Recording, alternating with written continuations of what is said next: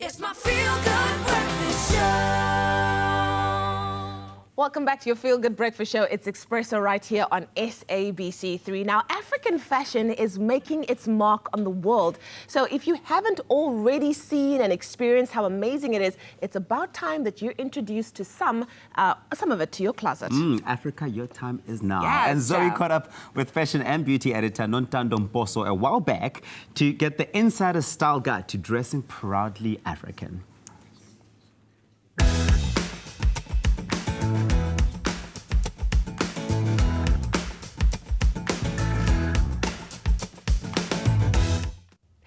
Skip washing liquid and Siemens washing machines. Understand just how precious your wardrobe is to you, which is why we're sharing this fashion care series called Investment Dressing every Thursday right here on your Feel Good Breakfast Show, Espresso, and making sure your fashion favorites look like new for longer.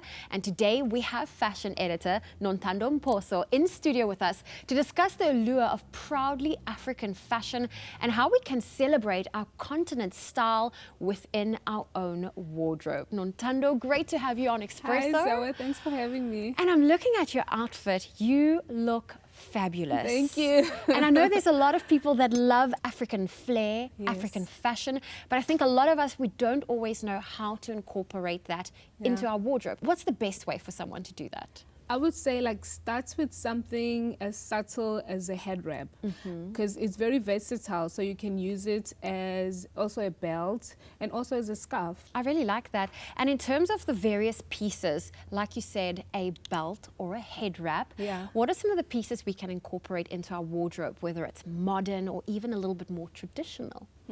Like for me, my go-to very versatile pieces is a kimono, for instance. So I wear it open over a dress or a suit or just about anything. And I also wear it belted as an elegant dress. So I would say get separate, get yourself a shirt, a skirt like this one, or pants. Then you can incorporate it with whatever items you already have in your closet. I really like that. And if I look at the skirt you're wearing now, beautiful, bold colors. Thank you. When someone chooses their kimono, what would you recommend in terms of colors, patterns that they go for? For me, I love color, like the bolder, the better, the busier the print, the better. But should you wish to tone it down a bit, there are some darker versions of African prints. So go for dark colors with prints that are not as out there. And literally, it works with just about anything you have in your closet. You mentioned tone down, but when I think African print, I think bold because that's naturally how it is. Yes. Is that something people do? Is it possible to tone down African prints? It is. For instance, there's a fabric that's called isishweshwe.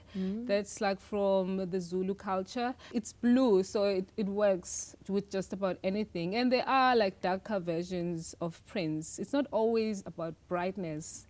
I really like that. And in terms of textures, when it comes to the different materials, what are your personal favorites?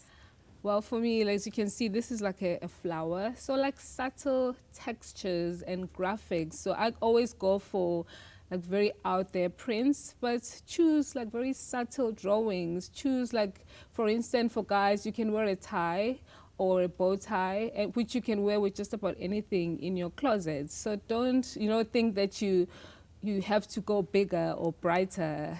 There are alternatives. Now, I love that you're also touching on men's fashion here, because when we're talking African and, traditional clothing, it doesn't necessarily just lead towards the ladies. The men love to bring that into their classic wardrobe as well. Yes. So for anyone that wants to incorporate some traditional pieces into their modern wardrobe, what are your go-tos? So it starts with a head wrap, like I said. Get a head wrap that you can wear around your neck, and you can also wear over your modern dress as a belt. And there are beautiful African print sneakers that have like African print inserts that can work with just about anything in your wardrobe. Nontando, thank you so much for joining us this morning. Delicate garments call for extra care on wash day. So let's make sure you're doing all you can to care for those special items. And over to the Siemens studio for some savvy wash care tips for delicates.